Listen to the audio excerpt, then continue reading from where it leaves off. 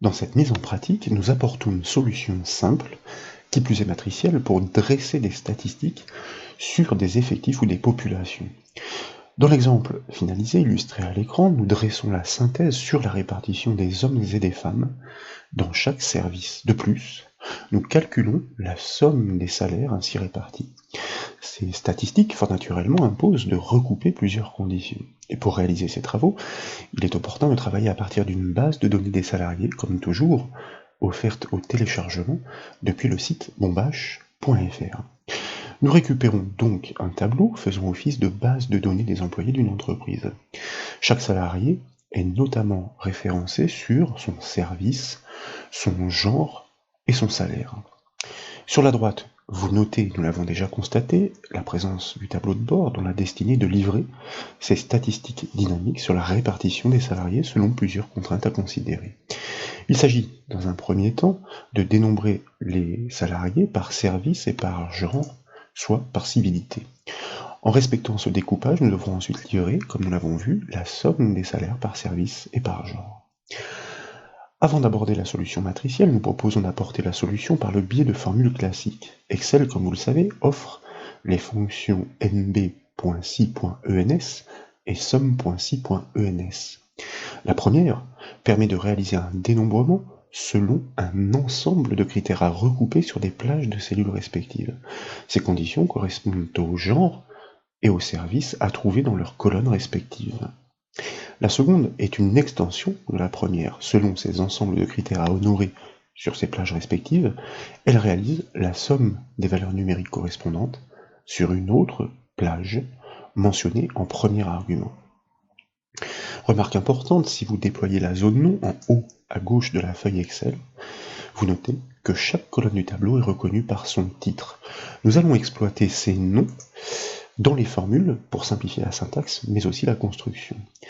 Nous proposons donc de débuter par le décompte des hommes travaillant dans le service comptabilité. Comme toujours, cette formule doit pouvoir se répliquer pour produire les autres résultats, y compris pour les femmes. Donc, je vous invite à sélectionner la cellule I4, à taper le symbole égal pour initier le calcul. Et nous allons saisir la fonction de dénombrement multicritère, soit nb.si.ens, suivi d'une parenthèse pour accueillir ces arguments.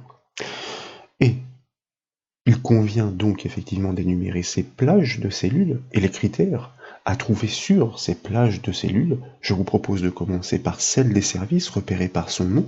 Nous tapons donc le nom service, vous voyez qu'elle est instantanément surbrillée. De fait, nous pouvons taper un point-virgule pour passer dans l'argument du critère à vérifier sur cette plage, et je vous invite à sélectionner le premier service, par exemple, en cliquant sur sa cellule H4. Dans la foulée, nous allons enfoncer 3 fois de suite la touche F4 du clavier. De cette manière, nous la libérons en ligne et la figeons en colonne. En effet, lorsque nous répliquerons le calcul sur les lignes du dessous, le critère doit évoluer pour interpréter le service associé. Mais lorsque nous répliquerons ce calcul sur la colonne de droite pour les femmes, le critère doit toujours être considéré dans sa colonne de départ. Nous pouvons donc taper un point-virgule pour poursuivre l'énumération des plages de cellules, et la deuxième qui nous intéresse est celle des genres que nous mentionnons par son nom, genre donc, instantanément elle est là encore reconnue. Nous tapons un point-virgule pour passer dans l'argument du critère à honorer sur cette plage, et cette fois je vous invite à désigner le premier genre du tableau de bord en cliquant sur sa cellule I3. Cette fois, dans la foulée, nous enfonçons seulement 2 fois la touche F4 du clavier. Ainsi, nous la figeons en ligne et la libérons en colonne. En répliquant ce calcul sur la colonne de droite, le critère sur le genre doit s'adapter. En revanche, pour les lignes du dessous, la formule doit continuer de considérer le critère sur le genre sur cette même ligne. Nous en avons terminé sur ces critères à regrouper. Nous pouvons donc fermer la parenthèse de la fonction nb.si, et ensuite je vous propose de valider la formule par le raccourci clavier CTRL-Entrée. Comme vous le savez, cette astuce permet de conserver la cellule active pour l'exploiter dans l'enchaînement, ce que nous faisons en double-cliquant sur la poignée du résultat afin de pouvoir répliquer cette logique pour les autres services. Ensuite, je vous propose de tirer la poignée de la sélection sur la colonne de droite pour cette fois dénombrer les femmes par service. Nous obtenons bien la répartition des salariés par service et civilité. Le tableau source recense 18 salariés. Si vous sommez ces résultats répartis, vous atteignez exactement le même score. Grâce aux références mixtes judicieusement exploitées, une seule formule a permis de livrer tous les résultats. Et la syntaxe de ce calcul, vous voyez, qui est relativement simple, est rappelée dans la barre de formule. Les résultats sur les salaires sont triviaux à obtenir. La fonction somme.si.ens demande seulement une plage supplémentaire. Il s'agit de la plage des salaires à additionner. Cette somme doit se faire en tenant compte des mêmes contraintes que le dénombrement précédent. En conséquence, l'enchaînement des plages et critères est strictement identique. C'est pourquoi, voyez-vous, dans la barre de formule, je vais me permettre de prélever l'ensemble des arguments pour la fonction nd.si.ens. Je prends soin de bien valider avec la touche entrée pour ne pas risquer de dégrader sa syntaxe. Et puis, après l'avoir copié donc, nous sélectionnons la cellule K4 pour désigner le premier salaire pour les hommes et pour le premier service. Et nous tapons le symbole égal, suivi du nom de la fonction d'addition multicritère, soit somme.si.ens, suivi d'une parenthèse pour accueillir ces arguments. Et comme nous le disions, la première plage est la plage sur laquelle la somme multicritère doit être réalisée, reconnue par son nom, que nous tapons donc salaire, automatiquement elle est reconnue par Excel, surbrillée. Nous tapons un point-virgule pour ensuite énumérer les plages et critères à vérifier. Cette fois, je vais simplement me permettre de coller ce que précédemment j'avais copié. Ensuite, nous pouvons fermer la parenthèse de la fonction somme.si.ns, valider le calcul comme précédemment par le raccourci clavier CTRL-Entrée, double-cliquer sur la poignée du résultat pour répliquer cette logique pour les autres services, et cliquer et glisser la poignée sur la colonne de droite pour faire de même pour les femmes. Nous obtenons bien la somme des salaires en tenant compte de la répartition des salariés par service et civilité. Il est opportun à ce stade de retenir ces résultats car nous les comparons avec ceux que nous allons produire par les formules matricielles. Nous souhaitons donc confirmer ces résultats avec ce raisonnement matriciel. Et vous allez le voir, la syntaxe n'est pas plus complète. De plus, et comme vous le savez désormais, ces techniques matricielles offrent souvent des solutions que les techniques classiques ne peuvent aboutir. L'intérêt est donc de poursuivre l'entraînement au travers de ces cas pratiques. La fonction SOMMPROD, dans sa version classique, multiplie les valeurs respectives de plusieurs matrices, des colonnes bien souvent. À l'issue, elle additionne ces valeurs résultantes. L'idée, comme nous l'avons déjà démontré, consiste à lui passer des matrices soumises à conditions. À chaque fois que les critères sont recoupés sur les lignes respectives, la formule répond par le chiffre 1 et par le chiffre 0, le cas échéant. Comme ces chiffres sont ensuite naturellement additionnés par la fonction SOMMPROD, il en résulte le dénombrement pour la répartition des salariés. Les conditions consistent à vérifier la civilité et le service sur les colonnes associées. Je vous invite donc tout d'abord à sélectionner l'ensemble des précédents résultats sur la plage I4L7, à enfoncer la touche Supr du clavier pour les éliminer, à resélectionner simplement la cellule I4, à taper le symbole égal pour initier la formule matricielle et à saisir le nom de cette fameuse fonction SOMMPROD suivie d'une parenthèse pour accueillir ces arguments. Et pour y voir plus clair, à gauche de la barre de formule, je vous propose de cliquer sur le bouton « Insérer une fonction ».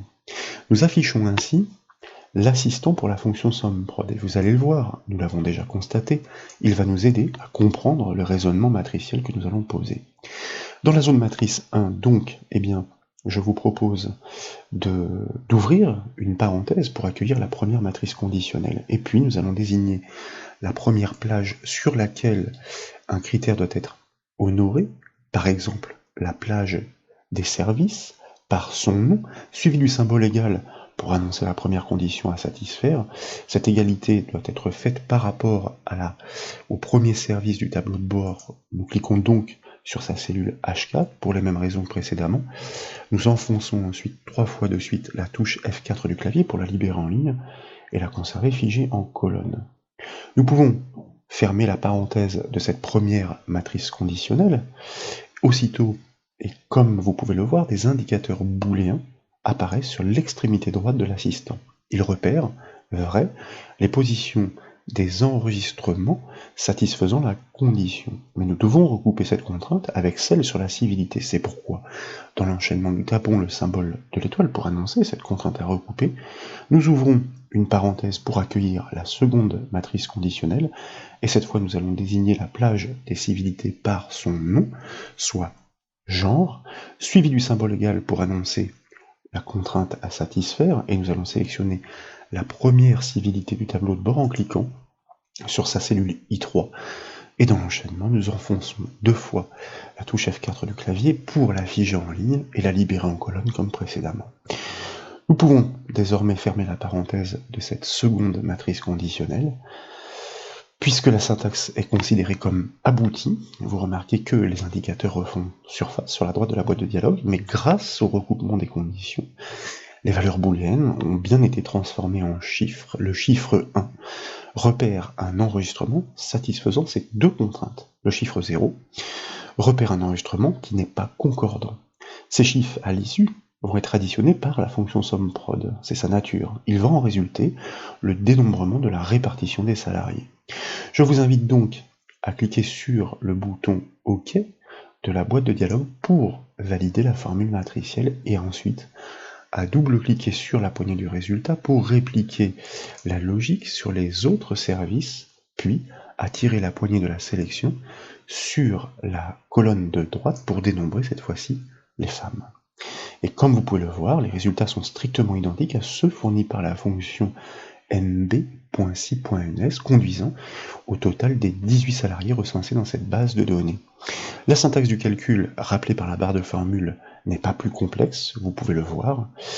Et comme vous l'avez noté, nous n'avons pas eu besoin de valider cette formule par le fameux raccourci clavier CTRL plus maj plus entrée. En effet, la fonction SUMPROD est une fonction naturellement matricielle. En conséquence, elle raisonne, encore une fois, naturellement, sur des matrices, donc ligne à ligne. Le calcul restant se déduit très simplement. Il suffit de multiplier les matrices conditionnelles par celles des salaires. Chaque chiffre 1 représentant un enregistrement concordant sera multiplié par le salaire de la même ligne. À l'issue, la fonction SUMPROD, bien sûr, les additionnera. C'est pourquoi, je vais me permettre de prélever la précédente syntaxe par CTRL-C, je sors bien de la barre de formule par la touche entrée du clavier pour ne pas risquer de l'altérer. Nous allons sélectionner le premier calcul des salaires à réaliser, en l'occurrence ici pour les hommes et pour le service comptabilité.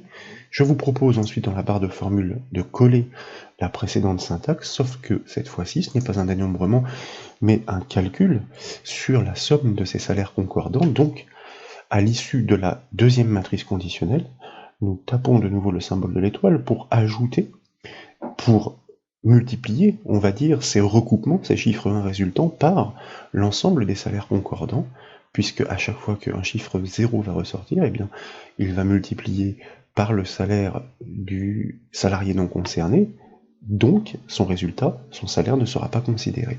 Donc, la plage des salaires par son nom, salaire, si bien que nous pouvons valider ce calcul par CTRL-Entrée afin de conserver la cellule active pour pouvoir dans la foulée double-cliquer sur la poignée du résultat afin de répliquer cette logique sur les autres services, et puis nous cliquons et glissons la poignée de la plage de sélection sur la colonne de droite pour obtenir cette somme des salaires répartis pour les femmes par service.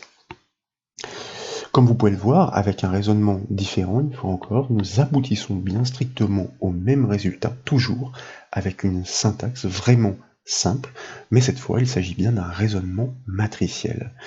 J'espère donc que ces démonstrations vous ont plu.